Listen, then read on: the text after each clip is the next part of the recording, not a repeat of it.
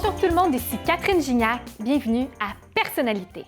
Notre personnalité de la semaine est designer d'accessoires en cuir recyclé et fondatrice de l'entreprise La Bête Création d'Apparat, qui propose des pièces uniques et originales entièrement fabriquées à partir de matériaux recyclés. Elle conçoit entre autres des bijoux et des accessoires de mode. Je vous invite à prendre un instant pour découvrir son univers excentrique avec moi. Mesdames et messieurs, je vous présente notre personnalité de la semaine, Joanne Champigny. Bonne émission!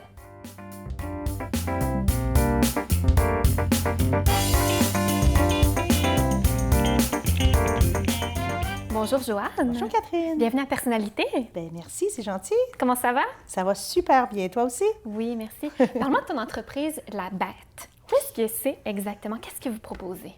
Bien, La Bête propose des accessoires en cuir recyclé. Donc, ce sont toutes des créations uniques que je fais à partir de cuir recyclé. Donc, explique-moi un peu quels sont les matériaux que tu utilises pour faire tes créations. OK. Bien, comme je disais, le cuir recyclé, naturellement, c'est toujours la base de toute création toutes que tes je créations, fais. C'est toujours la base de cuir, OK? Et ensuite, je viens mettre, ça peut être du tissu, des pierres, des Swarovski. Idéalement, ça aussi, c'est des pièces vintage souvent. Donc, j'essaie de recycler le plus possible afin de donner une deuxième vie, là, finalement, à tout ce qu'on peut trouver et puis que c'est encore bon. Donc, tu as une mission écologique à travers tout ça. Oui, depuis toujours. Et pourquoi l'avoir appelée La Bête? Bien, la bête, dans le fond, c'est moi la bête. C'est toi? Oui, c'est moi, ça, la bête. C'est un animal qui était dans une cage parce que j'ai travaillé pendant 20 ans comme commis comptable. OK. Alors, à un moment donné, quand tu es artiste, il faut que tu puisses t'exprimer. Donc, la journée où j'ai décidé OK, ça prend un nom à mon entreprise, ça l'a cliqué comme ça et c'était La Bête parce que j'ai senti qu'on avait ouvert la porte d'une cage et la bête qui est moi a pu sortir. Donc, tu avais l'impression d'être enfermée, oui, de ne pas pouvoir laisser place à la créativité. Totalement. Et qu'est-ce que tu as eu envie de créer tout d'abord? Bien, j'ai toujours créé des bijoux. J'avais 10 ans, je faisais des bijoux, je les vendais à l'école. Ah oui? Toujours. Je prenais une espèce de ruban que je me couchais sur le dos, puis je tournais ça alentour de mes chevilles, mes pieds pour en faire des sandales. Ah! Et donc, depuis toujours. Mais dans ma famille, on est 6 enfants. Mon père avait une entreprise familiale. Donc, c'était comme prédestiné, on allait travailler pour l'entreprise familiale. Mais l'artiste en moi était toujours là. Donc tu as toujours besoin de t'exprimer. Vraiment. Ah oui, je l'ai toujours fait, mais dans des petits temps libres. Et qu'est-ce qui représente la bête? Qu'est-ce qui définit ton style? Bien, dans le fond, moi, c'est vraiment à partir du morceau de cuir que je vais aller créer une pièce. Mm-hmm. Alors, je prends vraiment l'état brut d'une peau, d'une retaille. Alors, je pars de là et puis je la laisse s'exprimer. En fond, c'est drôle à dire, mais je façonne et puis ce qui fait une pièce vraiment unique, qui est toujours différente d'après mon inspiration du moment. C'est quoi les caractéristiques quand on travaille le cuir ou la fourrure, les caractéristiques de ce travail-là? Bien, c'est un travail qui est... Bien, c'est beaucoup de couture. Hein? Je suis autodidacte, hein, en passant. Là, j'ai pas suivi de cours, mais donc j'ai appris par moi-même. Parce que je pense qu'il y avait un artiste caché en quelque part dans moi qui savait déjà faire ça, je ne sais pas, mais en tout cas, c'est un travail qui est assez ardu, parce que pour percer les peaux, pour coudre à la machine, c'est pas du tissu, tu sais. Donc, mais ça fait des pièces vraiment qui peuvent prendre une forme vraiment le fun, parce que c'est très malléable, le cuir. OK. En fait, c'est unique, c'est même spectaculaire. Peut-être, je dirais, il y a certaines pièces qui sont vraiment excentriques, très jolies. Oui, j'en ai des très excentriques, effectivement. Oui. Mais pourquoi avoir choisi de faire ce type de bijoux avec le cuir? Quelle a été ta motivation première? Je vais te dire, Catherine, c'est pas vraiment une... Tu choisis pas. Non? OK? Tu choisis pas ça, ça arrive. Comment c'est arrivé chez toi? Ça arrive parce que moi, je faisais des petits bijoux là, avec des petits fils, des petites perles. Et à un moment donné, j'ai eu un morceau de cuir dans les mains. Puis ce morceau de cuir-là, bien, ça m'a parlé, il prenait forme. Okay. Donc, c'est pas moi qui ai décidé je pourrais faire des bijoux très, très carrés. Ouais. Là, à ce moment-là, ici, c'est plus le cuir qui s'exprime ou ma créativité, finalement. Je décide pas d'avance. OK, c'est intéressant, ça. Oui. Donc, ça te représente vraiment le côté peut-être Oui. un peu rebelle, un peu côté liberté? Oui, peut-être. Et puis les femmes qui les achètent aussi. Oui. C'est des... Bien justement, qui est la femme qui achète ce type de création? Bien, écoute, je croyais au début que la femme qui allait acheter mes créations était pour être plus jeune, OK. dans la vingtaine, Ouais. trentaine maximum. Et non, c'est totalement faux. Alors, 40 ans, à 30, 35 ans à peu près, jusqu'à 85 ans, 90 ans même. Ah oui! Oui, parce que ça prend des formes. Tu sais, des fois, je peux faire une création qui va être un petit peu plus rock, Ouais. un petit peu plus jeune, effectivement, mais d'autres qui sont vraiment excentriques et qui vont aller chercher une profondeur et des couleurs. OK. Donc, la dame d'affaires, l'avocate, l'artiste, la peintre va vouloir avoir une création vraiment qui se démarque. Mais c'est ça, c'est une femme qui a envie de s'affirmer d'une certaine façon. Totalement. De s'assumer, une femme forte peut-être? Ben, oui, caractère, on quelqu'un dirait. qui s'assume Oui. pleinement. C'est pas une personne discrète. OK. Ça, c'est sûr. Sinon, elle veut sortir vraiment de son monde très... Oui, OK. Ouais. Et est-ce que tu peux me montrer quelques-unes de tes créations que tu as apportées? Bien sûr. J'ai apporté... Wow! Ça, c'est un collier que je viens tout juste de faire avec plusieurs couleurs. Donc, ça, c'est des pierres, des petites retailles de cuir et des coutures un petit peu aléatoires de couleurs différentes. OK. Fait que ça, c'est le fun. Très original. Celui-là aussi. Ça, c'est donc, en cuir aussi? Ou en c'est cuir bleu? toujours C'est du très cuir joli. avec des tissus. Ça, c'est aussi du suède. OK. Donc, sur un vêtement uni. Ça, c'est une très belle pièce aussi C'est vraiment une qui belle avait été pièce. créée pour un défilé de mode. Donc, du cuir doré, c'est vraiment le fun. Puis c'est léger quand même s'il y a tout ça ici dessus, c'est quand même léger. Donc, c'est des pièces qui sont vraiment... que j'aime. Eh oui, Je les aime et pas mal tous. Comment tu trouves l'inspiration lorsque tu crées? Ça arrive au moment où je rentre dans mon atelier et je commence à toucher à je regarde un petit peu tout ce que j'ai, puis je prends un bout de cuir, puis des fois, je commence à faire un collier, ça finit en bracelet. À moins d'avoir vraiment une commande où là, je commence à faire des petites séries, où là, je vais avoir un modèle de tracé et on va comme le reproduire. OK. Mais dans les que j'appelle one of a kind, pièce unique, ça, c'est toujours une surprise. C'est toujours une surprise à chaque fois. Ah oui. Et Je me surprends. tu fais ça dans ton faisant- atelier et donc tu ne vas pas dessiner à l'avance tes créations? Non, Non. non, pas du tout. Ça peut m'arriver pour une commande spéciale. Là, oui. Sinon, c'est vraiment l'inspiration qui naît comme ça, là. Ah, c'est intéressant, on doit s'arrêter pour une courte pause. C'est bon. Mais on se retrouve tout de suite après en compagnie de Joanne Champigny. À tout de suite. On est de retour à Personnalité en compagnie de l'artiste Joanne Champigny des créations La Bête. Alors, Joanne, qu'est-ce qui te passionne dans l'art? My God, tout ce qui est coloré, tout ce qui est extravagant.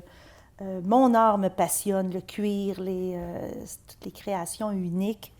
Je suis moins dans l'art visuel. OK. Ça va m'arriver d'en faire un petit peu parce que je peux peindre aussi sur mes créations. Ah oui. Mais je suis vraiment passionnée de tout ce qui sort de l'ordinaire. Mais tout ce qu'est-ce les que tu artisans aimes font. là-dedans? Qu'est-ce que tu aimes dans ce travail d'artiste? Oui. Bien, écoute, j'aime travailler manuellement, OK. premièrement. Oui. Donc, dans mon atelier, j'aime mes outils, j'aime travailler comme ça. Et puis, j'aime voir aussi ce qui sort de mon imaginaire. Alors, quand je fais une création, je suis toujours un petit peu étonnée. C'est comme si c'est pas moi vraiment qui la faisais. Ah oui. C'est vraiment... c'est spécial, là, mais oui. On dirait qu'il y a quelqu'un qui prend place en moi. Puis, à la fin de la journée, je regarde mes créations, puis je dis, mais mon Dieu, c'est beau, mais c'est moi qui ai fait ça. Tu sais, c'est vraiment... C'est vraiment un travail d'artiste. Oui, c'est drôle à dire, mais c'est ça. Et puis, mais où est-ce que tu procures tes matières premières? Souvent, ce sont des matières recyclées? Oui, alors je peux soit avoir des cuirs qui sont usagés, OK. ou des cuirs neufs. Quand c'est des cuirs usagés, je vais dans les friperies OK. parce que je cherche des couleurs en particulier ou bon, des belles textures. Puis, ça peut être aussi des découpes, des retailles de cuir de designer. Donc, les gens qui font des vêtements, des bottes, des souliers, des pantoufles, je peux avoir de la fourrure, des cuirs avec des textures le fun aussi. Donc, moi, j'achète des lots de cuir, puis... OK. Donc, c'est assez facile là, pour l'approvisionnement. Est-ce que c'est toi qui vas teindre le cuir également? Non, non. OK. Je vais le peindre des fois. Le peindre, OK. Là, j'ai une toute nouvelle collection là, qui s'appelle la collection Lou. Et c'est tout peint à la main. Parle-moi de cette collection, la collection Oui. Lou. Qu'est-ce qu'on y retrouve? Oh, écoute, cette année, je ne sais pas, je me suis mis à créer vraiment des créations peintes avec des couleurs vraiment très flash. Et puis après ça, je me suis aperçue, je dis, ben mon Dieu, c'est... Partout où j'allais magasiner, c'était toutes des couleurs flash comme ça. Je dis, ben là, mais quel bon addon.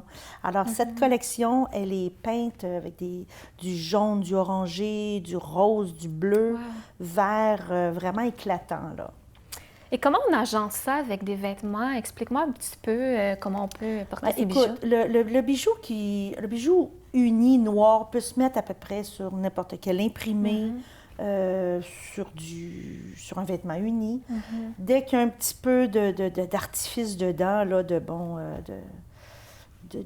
billes, de tissus et de différentes couleurs, moi, en tout cas, c'est toujours plus beau sur un vêtement uni. OK. Alors, on peut le porter directement sur la peau ou sur un vêtement avec un col roulé.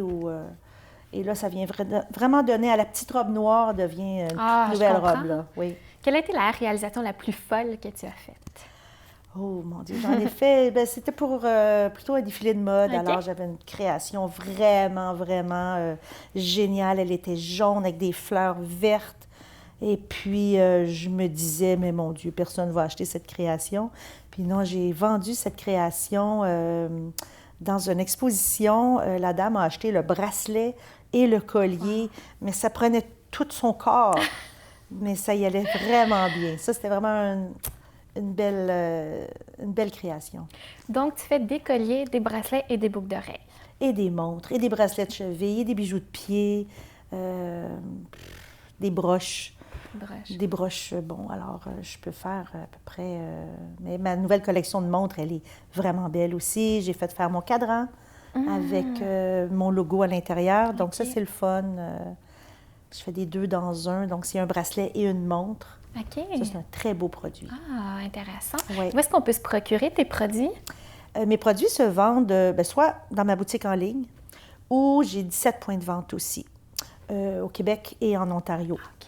Et une en Colombie-Britannique. Quelles sont tes boutiques les plus populaires à Montréal, par exemple? Je te dirais à Chambly. C'est Chambly, je pense. Il y a Mère et Monde. En tout cas, je ne veux pas en nommer parce que ce sont toutes des boutiques importantes pour moi. Oui. Mais et j'ai une représentante où elle ouvre des nouveaux comptes un petit peu partout. Donc ça, c'est le fun. Donc j'imagine se promène, qu'on peut se rendre sur ton site Internet pour connaître les points de vente. Oui, effectivement. À partir de mon site et sur mon Instagram, vous pouvez voir tout plein de photos, tout plein d'inspiration aussi. Est-ce que tu fais sur mesure? Est-ce que tu fais des créations sur mesure? Oui, je fabrique sur mesure souvent. Ça peut être autant pour du médiéval ou pour un gala avec de la plume, parce que dans le fond, il n'y a pas de limite dans la fabrication de ce genre de bijoux. Ce que la cliente demande, on y va, puis c'est le fun. Maintenant, qu'est-ce qui s'en vient pour toi? Est-ce que tu as des projets à venir? Oui, bien, j'ai toujours tout plein de projets. Okay. Là, j'ai des expositions qui sont le fun aussi. J'ai Québec à plein art, le Salon de métiers d'art à Montréal. Je vais à Saint-Tite cette année, dans le pavillon artistique.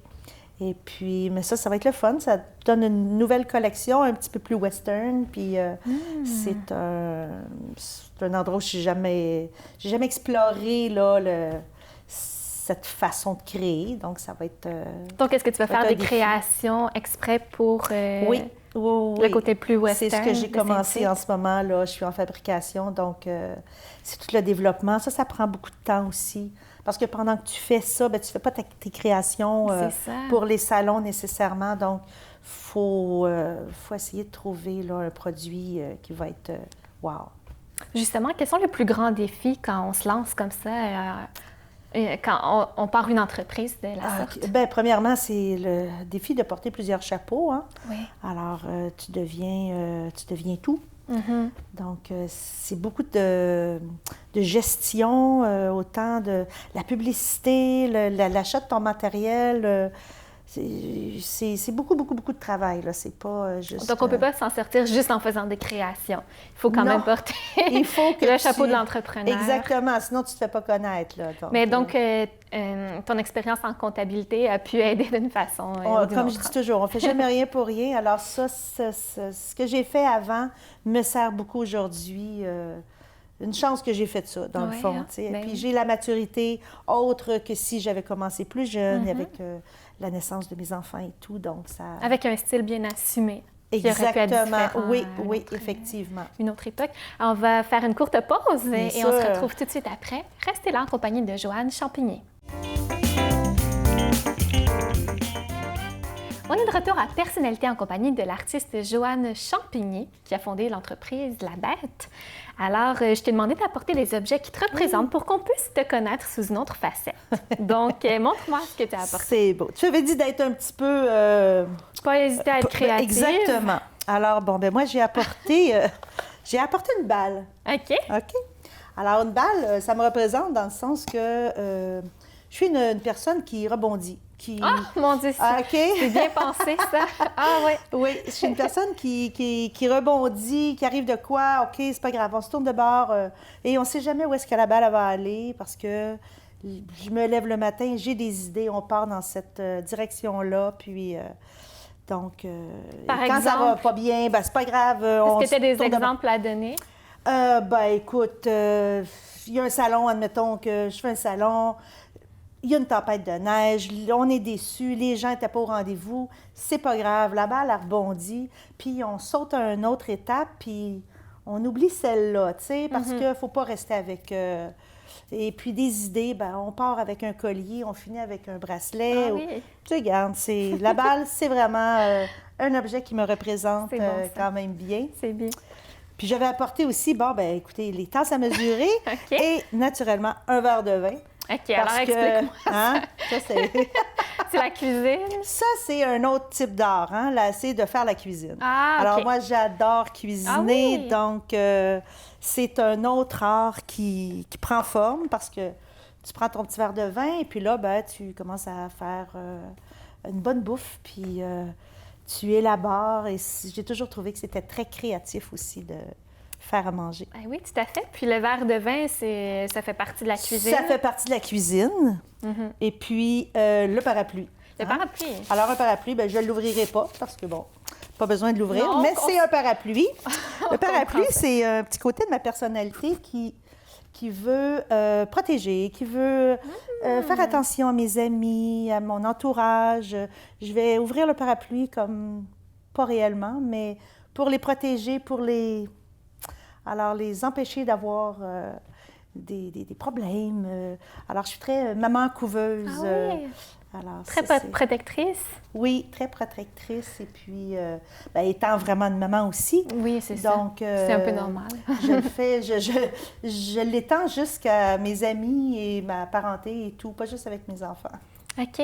Et pourtant, tu as l'air d'une personne très joyeuse, très positive. Oui. C'est possible, oui? Ah oui, non, ça, totalement. Oui. Le parapluie protecteur, c'est pas négatif. C'est pas négatif du tout. C'est de l'amour. C'est de l'amour, totalement. Oui, je suis une personne très chaleureuse. Et puis, si j'ai une copine qui se fait du souci, alors moi, je vais essayer de l'aider. Alors, c'est plus comme ça, le parapluie. Là, okay. En tout cas, c'est très bien pensé, ces trois objets-là. Merci. J'aime beaucoup.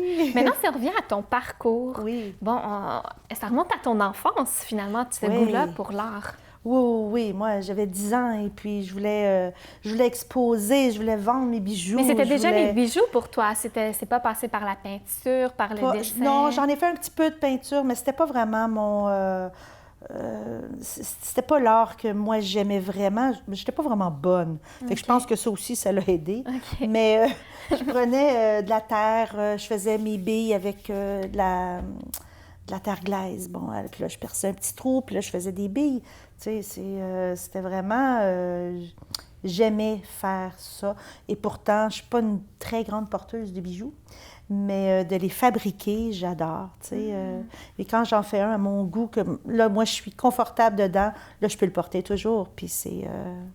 Puis tu as continué à créer des bijoux même pendant ta carrière? Ben, tu sais, je veux dire, j'ai été maman à la maison aussi, donc, bon, ça, j'ai mis ça un petit peu en berne, là. Mais toujours, je dessinais. Si je travaillais en comptabilité, ben écoute, mon livre de dépôt, là, il était toujours dessiné de toutes sortes de couleurs.